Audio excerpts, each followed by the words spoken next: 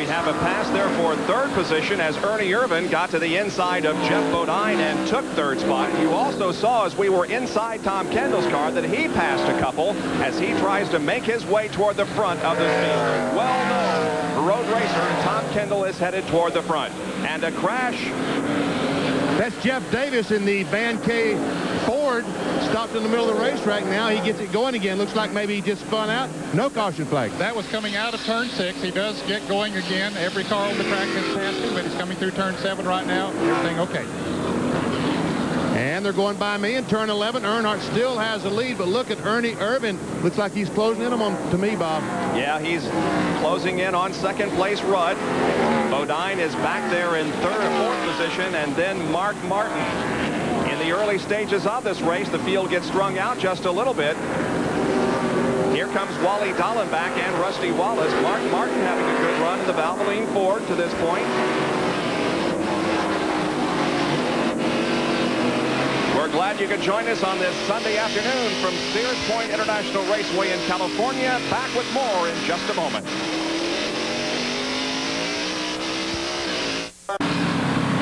Back at Sears Point, and the driver on the move is Ernie Irvin. He's right in front of you, Benny, and he's challenging Rudd for second. He is challenging. He tried to pass up in your corner a moment ago, didn't he, Ned? Yeah, he tried it, but it just wouldn't work on the outside of this turn. Rudd was a little bit low, but he just simply couldn't make the pass. And Ned, I also noticed as Earnhardt went through turn 7 last time, there was some smoke from the car, but wasn't it brake smoke? Yes, it was. Every time he has come in here, Bob, he has been locking one of the wheels coming in here. He comes in here at a high rate of speed, and he just simply locks the wheel, slides it, and that causes the smoke. He is all over Ricky Rudd here as they move up through turns 2 and 3. Ernie Irvin, car number 4, the defending champion of this race, is right behind Ricky Rudd. And Rudd has 5 road course wins in his career and 1 here at Sears Point back in 1989. Looks like Dale Earnhardt is putting some difference on him up in that part of the racetrack, or maybe now Ricky Rudd is just simply trying to keep Ernie Irvin behind him. Yeah, Earnhardt is pulling away a little bit as he comes into turn 7. Again, we'll see if he smokes that wheel coming in there this time. Yeah, he did. The right front wheel is the one that is smoking when he comes in. He just locks that brake up. Here's Mark Martin trying to make a move on Jeff Bodine. He gets a run off the turn, but can't quite make it. Battle for second, battle for fourth, as Earnhardt leads. And Rusty Wallace has passed Wally Dallenbach, so he moves up a position. That wrist and those ribs don't seem to be bothering him. Boy, don't you know when he turns that car right and leans against that seat with that rib cage that hurts, Bob? Oh, I don't want to know. Me either. And there we see him going down in turn 11. This is the cable cam right near where Benny is. We used this last Watkins Glen last year.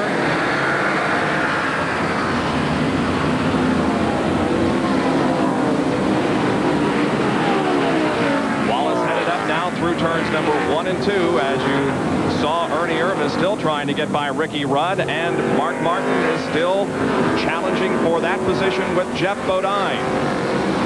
All this as Dale Earnhardt kind of sneaks away from everybody.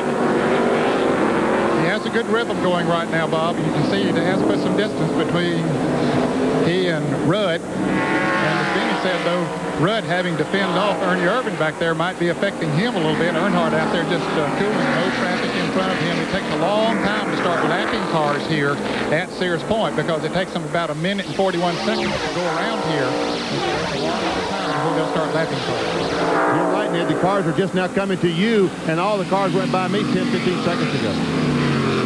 Here they are in turn 7 again. Mark Martin trying once again to move on the inside of Jeff Bodine. He gets the fender up there, but he can't make it work.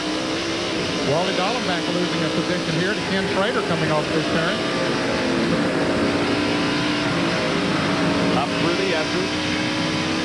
And you can see they're leaving in the car in the same gear. Now he upshifts to 4th gear to keep the car in 3rd gear, but believe me, they're not running through there wide open, not with 700 horsepower. Now we see Mark Martin coming down in turn 11, straight towards me. As we're watching the field summary, Earnhardt, Rudd, Irvin, Jeff Bodine, and Mark Martin. These cars awfully close. Back in 6th is Wallace. P.J. Jones doing well in 11th position.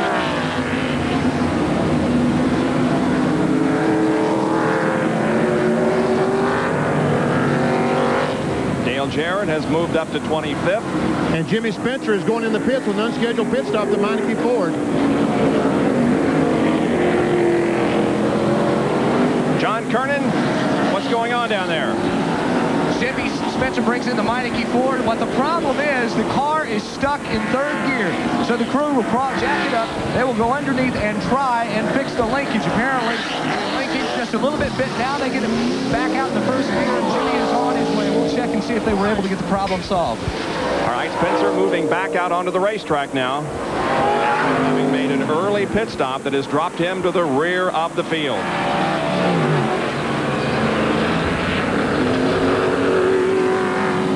Jimmy Spencer told me this morning had a good race car, was looking forward to a top 10 finish here on the road course. And let's face it, Spencer is not known for his road racing experience, expertise.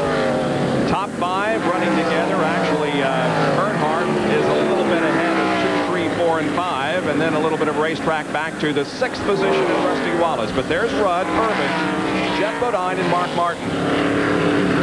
And again, we switch to the cable cam as it sweeps with the cars as they break down into corner number 11 where Benny is, and then we follow them coming out of the corner.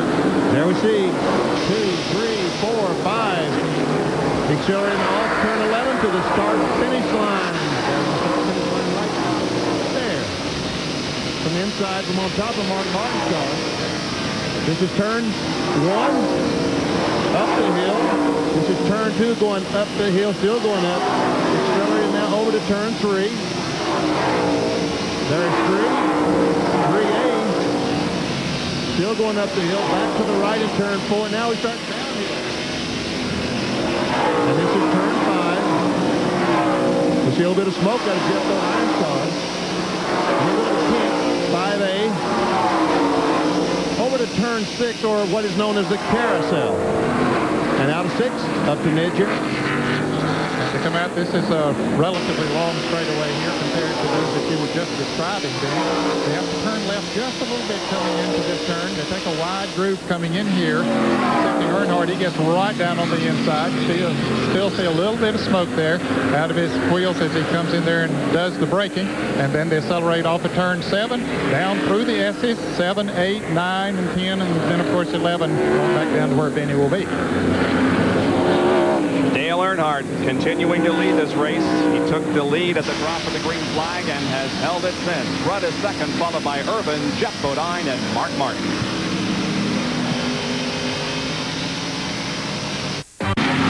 Well, you've been seeing the shots from the cable cam. There is the cable cam and what it looks like. It sweeps down to turn number 11, following the cars as they go through, and then it stops and follows the cars coming out of turn number 11 as it's doing right now. There's the leader, Dale Earnhardt. And here comes Rusty Wallace. There goes Earnhardt to start finish line. And Rusty Wallace, as he comes off the corner, a little bit of water coming out of the back of it, the Miller Genuine Draft Pontiac, like he might be overheating just a tick.